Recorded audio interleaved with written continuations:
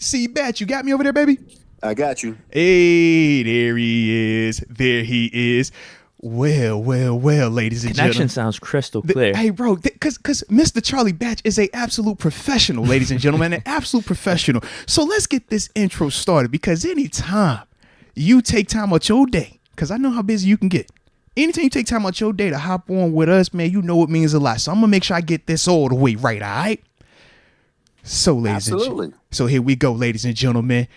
This guy came into the NFL as a second-round draft pick in the 1998 NFL Draft when he was drafted by the Detroit Lions out of Eastern Michigan.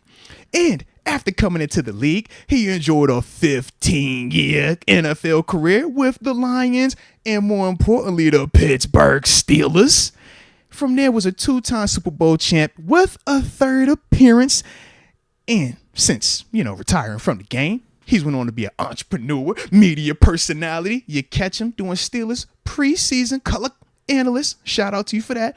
But more importantly, the founder of the Best of the Batch Foundation and an overall good guy. Right out of Homestead, the one and only Mr. Charlie Batch.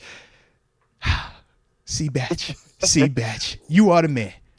Hey, what's going on, fellas, man? I appreciate the introduction. This would all not be possible if it wasn't for my agent, a.k.a. Kayla Moats.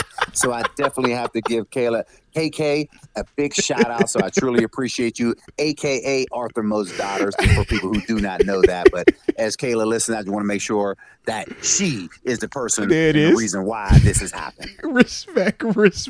As always, I'm appreciative of you and your agent. Your agent had a wonderful prom, by the way, okay? So everything is good. All good. Absolutely. She looked beautiful in there. Congratulations. Man, I appreciate you, man. Touch my heart. I was over here getting all emotional, all right? But we got to talk shop, baby. So, we obviously just had a new Steelers draft class come in here, man. New guys, welcome them to the family. But I just want to get your thoughts initially on that Steelers draft class that just came in here. Yeah, I think overall, they hit on everything they needed to hit on. They didn't reach for anybody. Of course, you make the trade up to go get the tackle that you needed. But at the end of the day, they were able to kind of sit back and just let everything fall. And I like everything that they've done. And then now it's just a matter of, can these guys, how fast can they pick up the system? And can some of them, separate themselves, eventually become a starter, or now you're going to create some of that depth. So I really like what Omar Khan has done in his first draft, really just getting out of the shadows of Kevin Colbert, who is a Hall of Fame general manager. He will be in the Hall of Fame here soon. But I really have to give props for Omar Khan for really doing his thing in this draft. No, without a doubt, man. He's definitely been doing a lot of impressive stuff, man, whether it's been through free agency or even in the draft. And one of the players that he took in the second round, 32nd overall, you played with his pops. But ultimately, man, I just wanted to hear your thoughts on the Joey Porter Jr. selection. And, just seeing him full circle, man, come from being the pup to now being the draft pick and, putting on that Steelers uniform. Yeah, it was awesome to see that pick. And, of course, a lot of speculation leading up to it. And obviously, the pedigree that you're getting with the Porter name, with his father, the way the career he had with the Steelers. And I think ultimately just watching little Joey grow up, and I've been fortunate enough to do that since he was 5 or 6 years old, and just kind of seeing putting that work in. And one of the things, I got a firsthand experience because he actually ran for our track club underneath Best of the Batch Foundation, which is called Next Level Athletics. And for him to go work, show up to practice, and really just work on his speed and technique on everything that he was doing, you knew he had the talent to be able to do that. But how was that going to translate? Because everybody trying to figure out what position he was going to play. And ultimately, as he settled in for receiver, he was a punt returner, he was a defensive back. He did everything at North Allegheny. And just to kind of see him stay humble, stay the course, and put himself in position. And I remember like it was yesterday when Penn State was showing up to North Allegheny to recruit him, and ultimately James Franklin was able to pull him in. And it didn't start out as well as what he thought it was going to be up at Penn State. He ended up redshirting, played a couple games there, but just making sure that he worked on technique and everything that he was doing behind the scenes that his dad had him doing. Yeah, one thing to work out at Penn State, but to get to the point of putting in that work outside of it, man, he worked his tail off, and now he gets a chance to separate himself away from his father. But at the same time, we know what we're going to get with the Porter regime, and it's really exciting to see what he brings to the table, and I know he's super excited about it. No, without a doubt. And man, that's the dope part about what you do. Obviously, we're going to talk about some of your foundation work later on, but I mean, it's just cool to see that full circle vibe, man, and just the Steelers family way that we always hear people talk about. So maybe you might already be a little biased with your answer, but I'm going to ask it anyways. Who was your favorite pick, from the draft? Well, for me, it's Roger Jones. I mean, I think when you look back at that first round pick, you're solidifying the offensive line. Okay, It's something that wasn't challenged last year as it relates to the depth because those starting five played the entire game. But I think if you look, or entire season, but if something was to happen, I was concerned. I'm like, okay, do we have enough depth to actually plug and play? And something that was always phrased around here, especially from Coach Tomlin, was we have starters and we have starters in waiting. I don't necessarily think that was something that would have been, that would have really played itself out if extended period of time and some of those backups had to play. Ultimately, they weren't retained. A lot of those guys moved on to other organizations. So the Steelers had to do something that they haven't done in years around here. And of course, Andy White, Omar Khan, they had to go outside, pick up free agents, bring them here, and then ultimately now add with the depth. So I think what you have right now is what we've been accustomed to over the years. You have 8 or 9 guys that are solid, that's capable of playing, and it's going to be really interesting from a competition perspective on how that shapes out up front. Now, without a doubt. And what you saying, Broderick Jones, that is perfect because with you being, a quarterback in the NFL for 15 years and all the success you had even as a starter in Detroit, we got to get your thoughts on the young starting quarterback, KP8, man. What were your thoughts on Kenny, man? Yeah, I like how he developed throughout the course of the season. And, of course, it was a rough stretch anytime you get thrown in October and those 4 games that was very brutal, and it didn't matter if Mr. Trubisky was starting or not. It was going to be a challenge for anyone. But to throw him in there in the manner that he did, it wasn't too big for him. And actually, the game slowed down by the 5th week. When he came out of that bye week and they played the Saints, I was like, this guy, he seems like he has it. And, of course, when you get off to a bad start, it's hard to kind of pick up touchdown to interception ratio. But as the game was slowing down, you started seeing him make the reads. He's going through his progression. And then ultimately in a manner of being able to lead those comebacks at the end of the season to get them back to that respectable manner, it was good because the growth, maturation of everything that we thought that he was going to be actually showed. Now, what gets me excited about this is the fact that the system remains the same. I know a lot of people weren't happy about that because they were anticipating a change on the offensive side. But for me, it wasn't a surprise because I said the way that Kenny played and he got better as the year went on, it doesn't make any sense to change and essentially have him start over in year 2. So now he gets a chance to now learn and watch the tape of everything that he did last year, this offseason, and now build on that going into year 2. Now, when I look at this, I'm like, this is very similar to what happened with Ben Roethlisberger. Very first year, we were heavy run oriented. It was 60-40 running the football. Now, I know that's, the eras have changed, Right. But we were 60-40 running the football, and he really worked his tail off in understanding the offense. So we all thought early on in that year 2 that we were just going to be throwing the ball around and Ben was just going to go crazy. And they just stayed the course. They didn't give him too much. And when you go back and look at the stats, the very first game, and this is what gets everybody excited about Ben Roethlisberger in his first game of year 2. Ben was 9 for 11, about 180 yards, and he had a perfect passer rating. He had 2 touchdowns and a perfect passer rating. Everybody was like, oh, my gosh, this is great. I said, but you failed to realize he only threw 11 passes in that game. And that was the breakout game that Willie Parker had. And Willie had about close to 200 yards in that game. So everybody was focused more on Willie, but not what Ben was able to do by only missing 2 passes in that game. And ultimately, the play action game started happening. You started seeing Ben getting to his own, and he really started to now own that offense. He ended up getting injured in the middle, but then ultimately we made that Super Bowl run. I'm hoping that comparison happens with Kenny Pickett, but there'll probably be a lot more passes than what Ben did going into his first couple games of that year 2. Well, I think you answered, honestly, my next 3 questions there. Well, okay, do you have a certain set of, expectations for Kenny? Is there anything specifically you want to see from him in his game that you want him to improve on next year? The only thing that I want to see with him improving on is the fact of Matt Canada allowing him more control at the line of scrimmage. Because last year I made it, I said, I came out and I said, hey, there is no audibles in this particular system. And everybody looked at me like I was crazy. Oh, you Charlie, set everything on fire, man. Yeah, you set it on fire when you said everybody that. everybody said, and I wasn't giving insider information. It was just what I saw on the game, and I'm watching the mannerisms of the quarterback at the line of scrimmage. There's one thing to check from run to run or pass to run, but that's not an audible. Right. I'm talking about flat out, I can call whatever play that I want to call Full autonomy. at the line of scrimmage, that I can turn around and do it. And when I said it, I said that he doesn't have it. Everybody's like, oh, there's no way NFL quarterback could do it, until the question was asked to Matt Canada. And I doubled down and I said, I'm not backing down from my comment, because I'm telling you what I see at the line of scrimmage. And it wasn't until they asked Matt Canada that question, and Matt verified that and said, no, the quarterback can't audible. So if Kenny can now take that particular phase and now run it at the line of scrimmage and put the offense in the best possible situation, I can see that offense really trying to now, put up more numbers, and really hopefully be one of the top offenses in the league. I'm assuming, based off what you were kind of saying there, these last two questions, that you were cool with Matt Canada coming back. Is that right?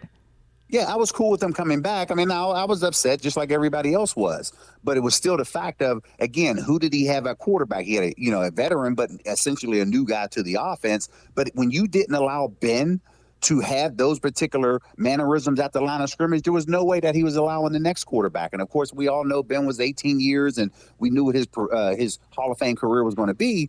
But it wasn't until the Steelers got down in all of those games, I'd essentially say 7 of those wins were directly related to Ben, because Ben went no huddle and started calling whatever plays he was going to call.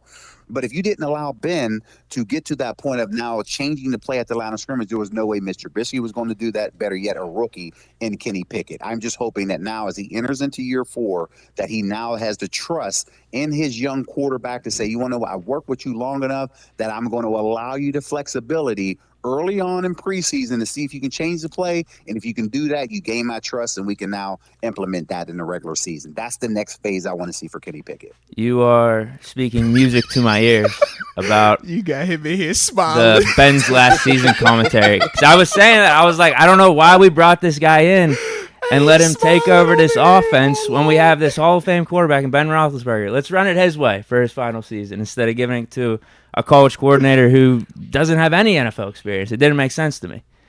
But that, again, that's growing with your coordinators, right? Early on, I remember having a veteran coordinator with a young Ben Roethlisberger. They didn't allow him that flexibility to be able to change the play. It wasn't until the playoff run in 2005 that Ken Wisenhunt said, you want to know what? I trust you fully that we're going to go out here and we're going to open it up. And that really caught a lot of people off guard. We went to Indianapolis, shocked them.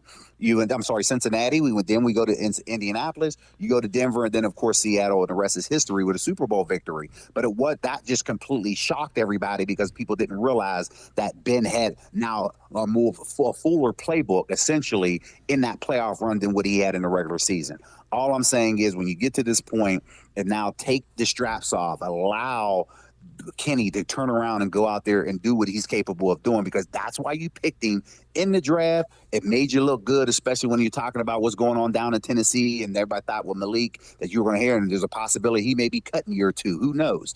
But it's just the fact of Kenny produced, and he showed his value on why you had so much confidence in him, and the stage was not too big. I'm excited what he's capable of bringing in year 2. Is there anything else you're looking for out of Matt Canada?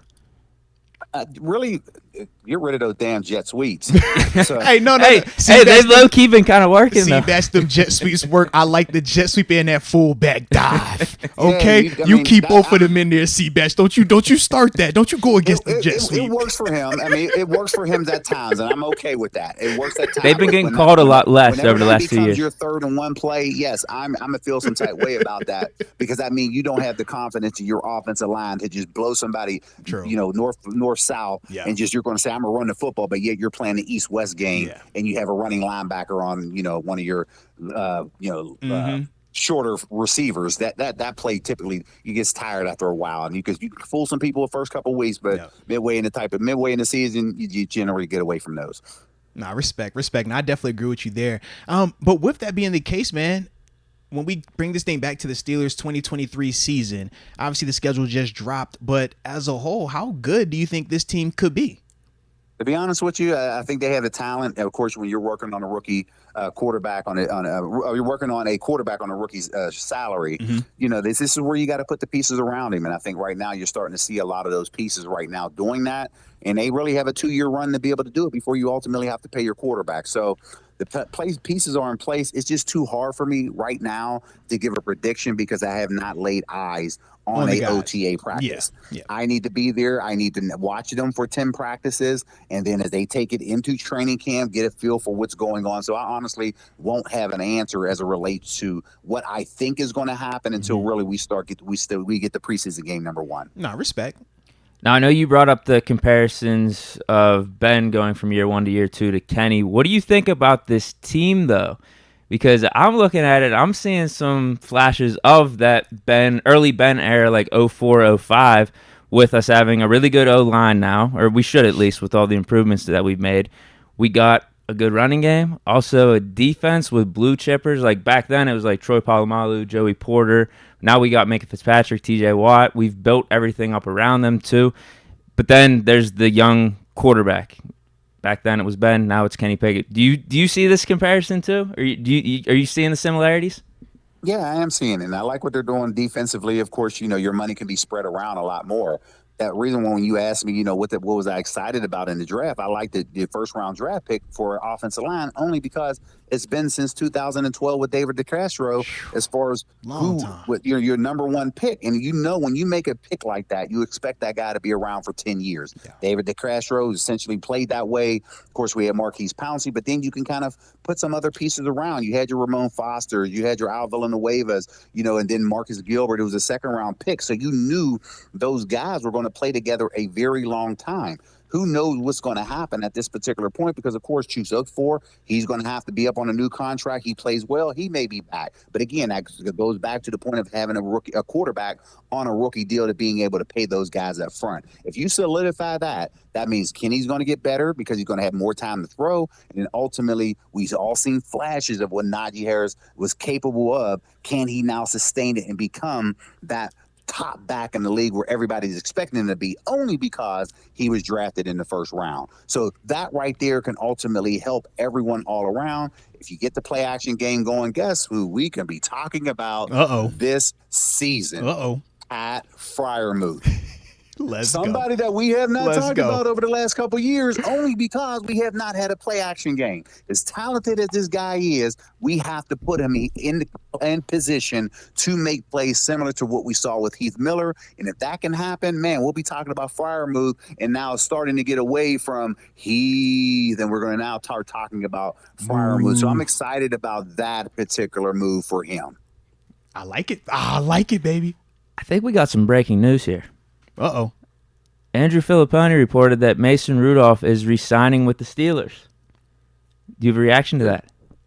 I don't really have much reaction to it outside of the fact that that just shows that there wasn't much of a market for a market for him out there. And I think ultimately this is probably the last situation. But to be honest, we don't know what's going on behind the scenes and the conversations. I'm sure the Steelers probably were like, "Hey, we would love to have you back, but just not at the money that you was getting amount, that you were getting last year." So I would imagine when that deal comes out and the numbers come out, it probably would be for a vet deal to bring him back. Now, he does know the offense is capable of helping the young guy out. And I think ultimately if the system stayed the same as it relates to what Mike Tomlin's thought process is, he likes to keep 3 quarterbacks on the roster.